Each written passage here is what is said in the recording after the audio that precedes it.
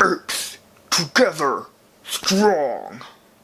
Hey guys, Nick here from Just Few Studios, and welcome back to another movie review. Today we have a movie review for War for the Planet of the Apes. Brr, brr, brr. This is the third installment of these prequel Planet of the Apes films that I love. I love them to death. They're so great. If you've not seen Rise or Dawn, go check them out, pretty please. Now, before I get too far into this, let me just say this will be a spoiler-free review, just like all of our reviews here. So, if you have not seen the movie, don't worry. You can stick around and hear my thoughts about it. Now, normally with these movie reviews, I have a pros list and I have a cons list. And this one, there's not really a standard list for that kind of thing. I'll just be naming off things, and you'll see as we get going, I guess. So the first thing we're going to talk about here is the character development, which all of these films have amazing character development, which is just insane to me, just how well you understand these apes and their motivations and who they are, because they're not humans, they're apes, and best of all, most of them don't talk, yet you still understand what they're going through and sympathize with them, and feel a connection to these apes that don't really talk. It's amazing to me, and the best part of it is when you see a group of like 50 apes, and you can point out, okay, so that's Maurice, that's Caesar, that's Rocket, like that's absurd to me. When in a lot of other films, not to name names, you'll see these ensembles and you'll go like, okay, I think that's that one.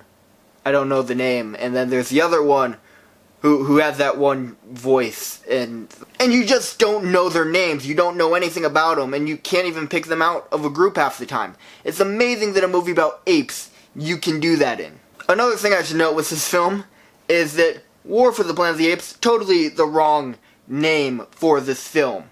This film, there is surprisingly little war in a film called War for the Planet of the Apes.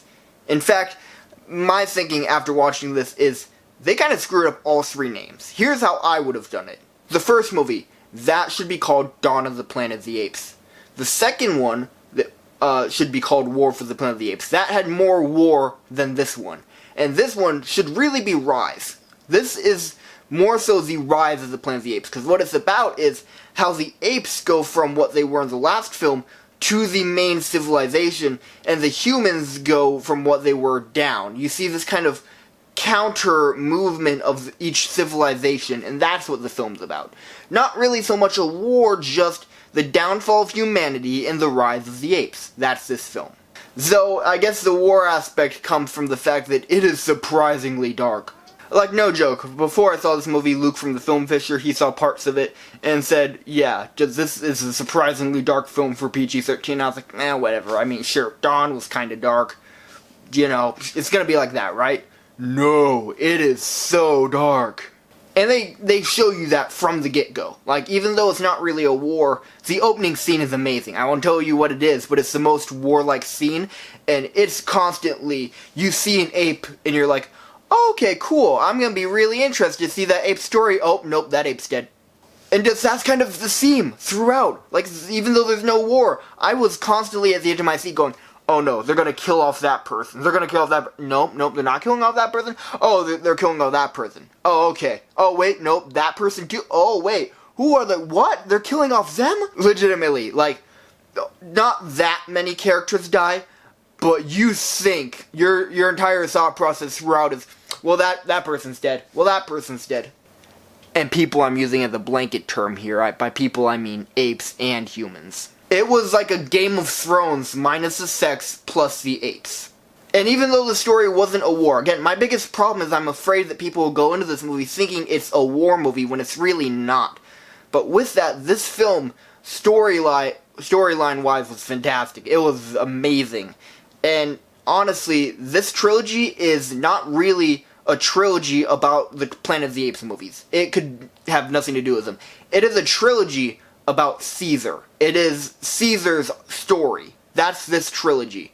Which is why, like, I am so in love with this trilogy, just because from watching the first scene in Rise to the last scene in War, it's such an amazing story for Caesar, and it had the perfect ending, this movie. The ending sold it for me. I was like, watching it like, okay, this is alright, and then the ending hit, and I was like, Nope, okay, this is up there with all the other Ape films, totally 100%. And I'm not going to go on long talking about this, but Andy Serkis' performance as Caesar, amazing as always. This one almost stood out the most because Caesar has a really interesting story arc in here.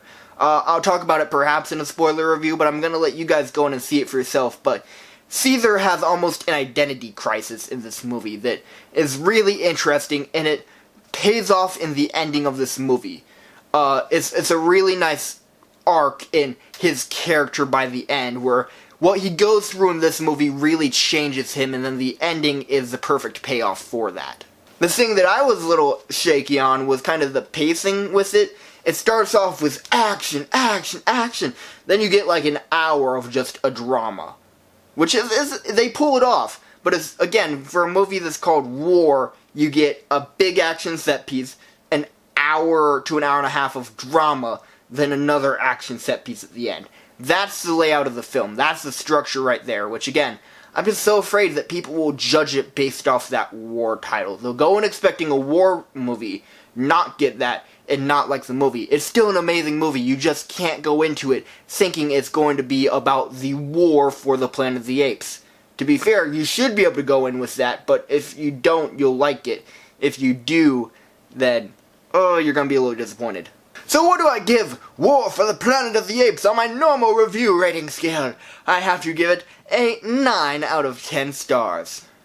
But how would it do on a date? Say there's that nice chimpette you see in school and you're like, man, she's so pretty. I won't ever be able to go out with her.